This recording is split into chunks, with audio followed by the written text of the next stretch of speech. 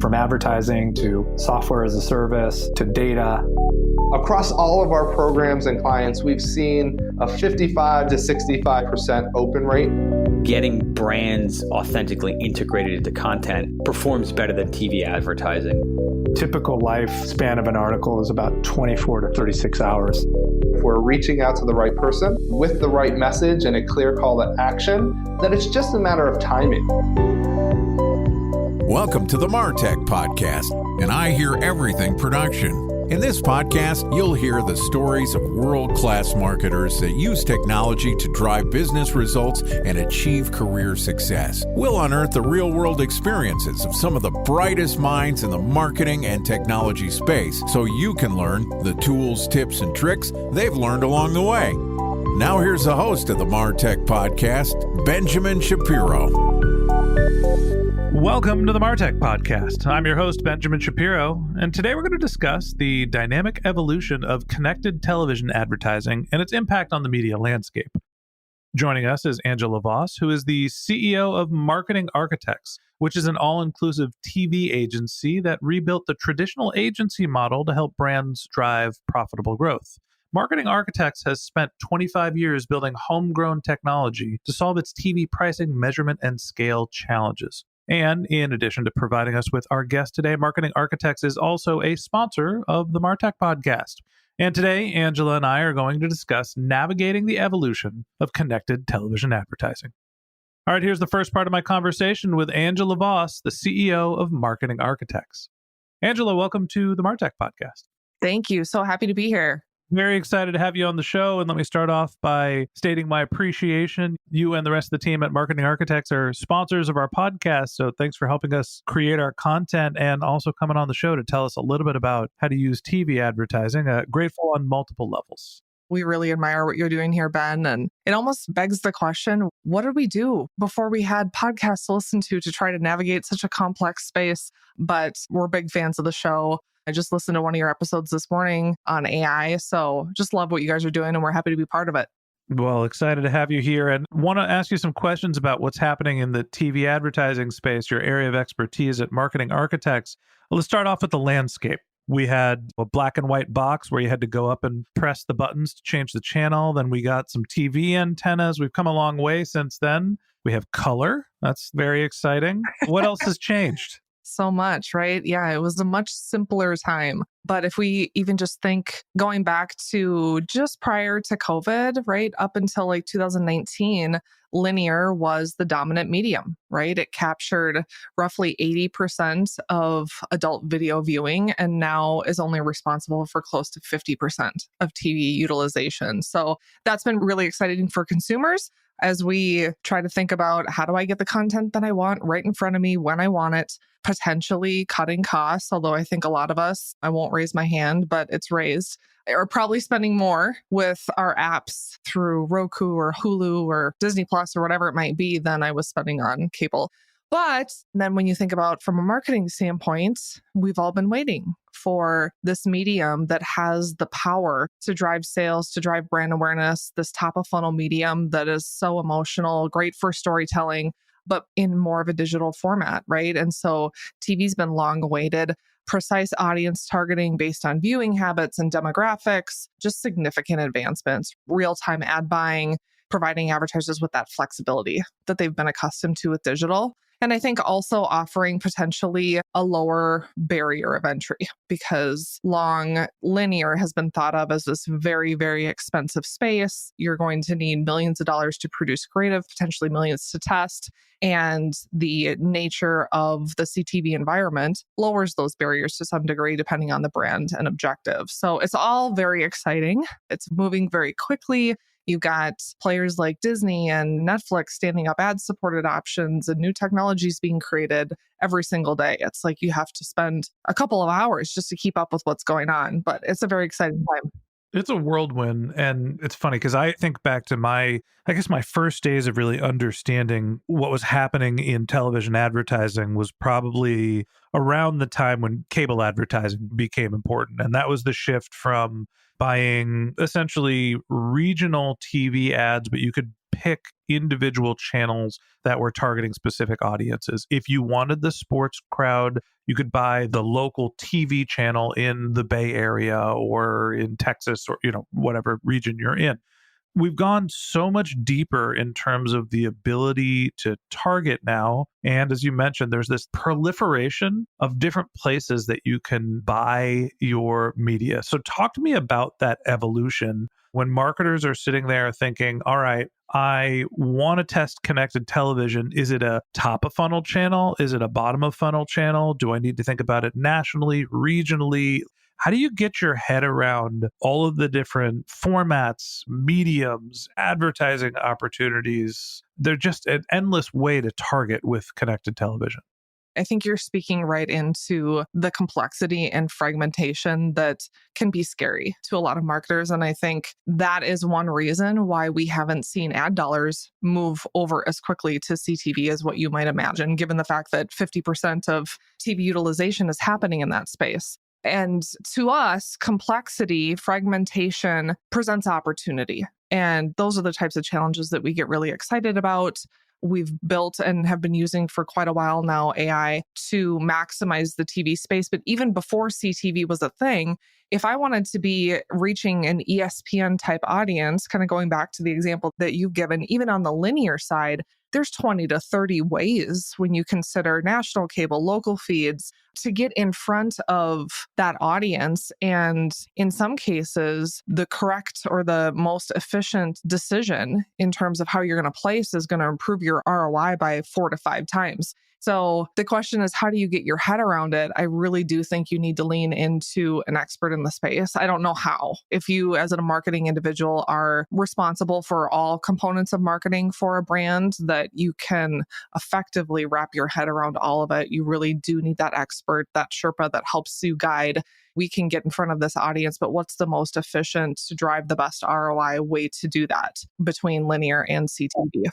So that's a great lead into my next question, because it is so complex that figuring out the targeting strategies is probably more than one person can manage if they're managing the rest of the marketing department. So maybe the question that I should have asked in the first place is, how do I make sense of television advertising, linear, connected, compared to some of my other digital advertising opportunities? I can put money into ads on YouTube, which is kind of in between TV and digital. I can go social media. I can go programmatic display. What are the differences between some of those channels and what you're getting in terms of performance with connected TV?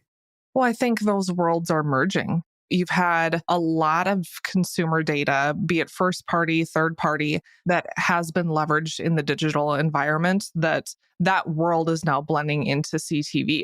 I think the theoretical hyper-targeting touted by digital and CTV platforms often crashes into the reality of highly variable device graphs and shared streaming accounts, which leads marketers to pay really high CPMs. That's part of the challenge that marketers are facing in CTV, trying to hit this precise target market, but having to pay exorbitant costs in order to do so, and therefore not seeing the return in the CTV environment that they maybe were looking for or expecting based on the experience they had with digital.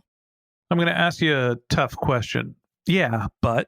And what I mean by that is, yeah, it's really hard to figure out how to target a hyper-targeted audience, and it's hard to figure out what device, and it's hard. Yeah, but there's reasons why people are doing this. So what is the value that comes out of focusing on connected TV and putting in the effort to getting it right?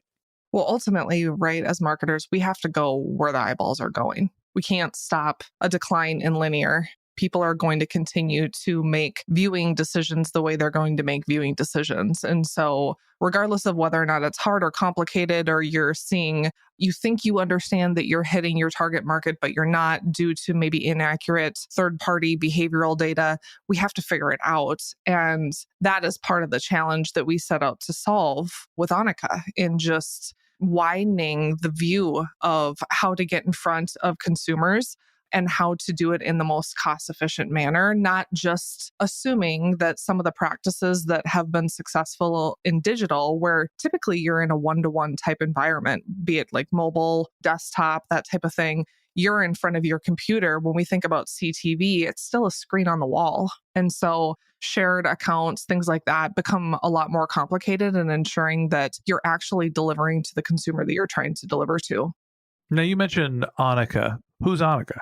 Annika is our AI-based media buying and planning platform that we set up back in 2017. Initially, she was responsible for linear only. Most recently, she now accesses the streaming world as well, and was built to really shorten the supply path, which creates a more direct marketplace for streaming ad inventory, aimed to cut down the cost that is usually inflated by all of those intermediaries, and then generally looks to employ a broader targeting scope, which we've been proven with our existing clients as well as new to drive better performance than a lot of times the behavioral targeting methods that are thought of as more traditional. And I think it's one of those cases where, as a marketer, if you're looking at data, if you're, let's say, selling a mattress and you're looking at data, third party, usually that allows you to believe that a set of consumers is in the market for buying a mattress, that feels like a good, smart decision to make.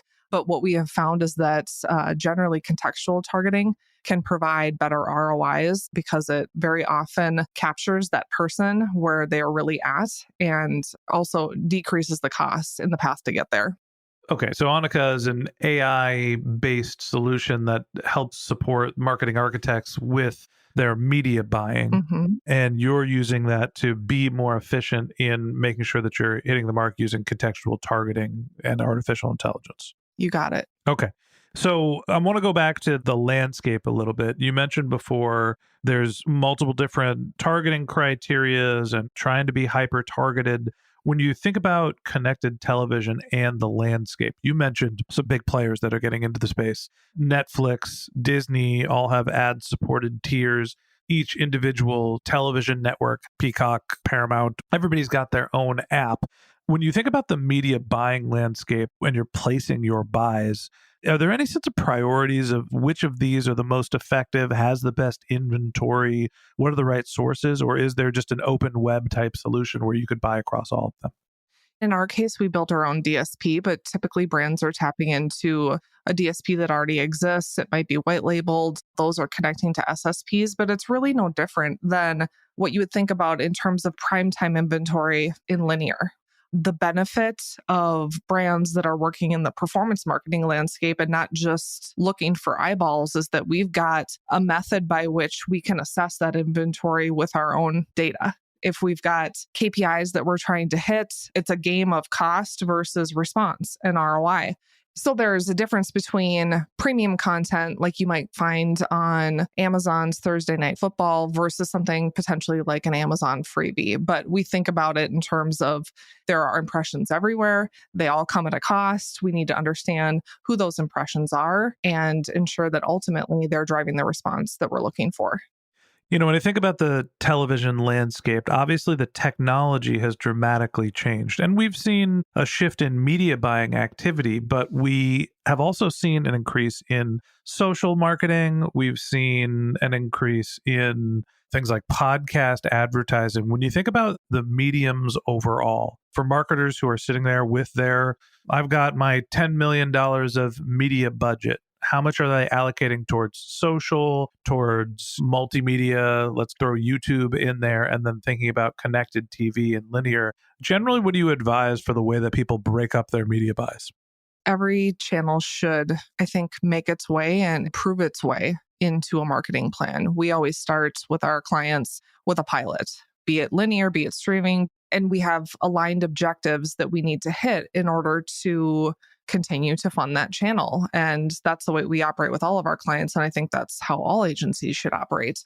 Ultimately, we need to be thinking about our channels in terms of their strategic position and what we're trying to do as a business. You know, you do have channels like television that can drive immediate sales for consumers that are in market for your product or service, but they also do a really, really good job, arguably the best job, at building brands and building that mental availability, building future demand for your product or your service. And so when you think about where you're at on your journey, you've got channels that are really, really great at sales activation and understanding who's shopping for what and trying to capture your share of those purchases. And then you got channels that can do a mix of both. And depending upon where you're at in your journey as a brand, you need to be making decisions based on what percent of the total impact do we need today versus how much are we focused on in the future. Those are tough conversations, typically with your CFO. But when you have a holistic measurement strategy like we have set up for television,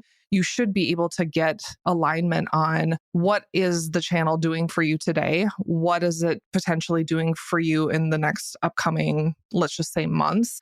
And then how are we overall shifting intent towards your brand to be the favored brand and having that mental availability for years to come?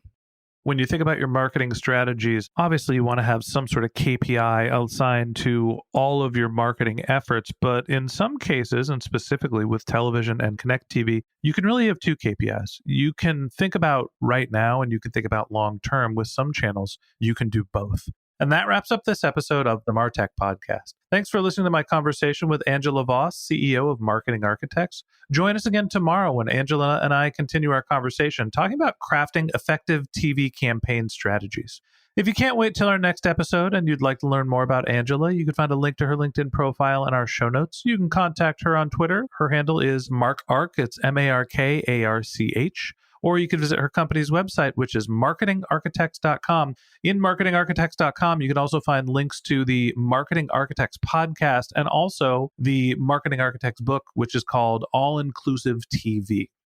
Just one more link in our show notes I'd like to tell you about. If you didn't have a chance to take notes while you were listening to this podcast, head over to martechpod.com, where we have summaries of all of our episodes and contact information for our guests. You can also subscribe to our weekly newsletter, and you can even apply to be the next guest speaker on the MarTech Podcast. Of course, you can always reach out on social media. Our handle is MarTechPod, MarTechPod, on Twitter, Instagram, and Facebook, or you can contact me directly on LinkedIn. My handle is Ben J. Shap, BenJShap. And if you haven't subscribed yet and you want a daily stream of marketing and technology knowledge in your podcast feed, we're going to publish an episode every day this year. So hit the subscribe button in your podcast app, and we'll be back in your feed tomorrow morning. All right, that's it for today. But until next time, my advice is to just focus on keeping your customers happy.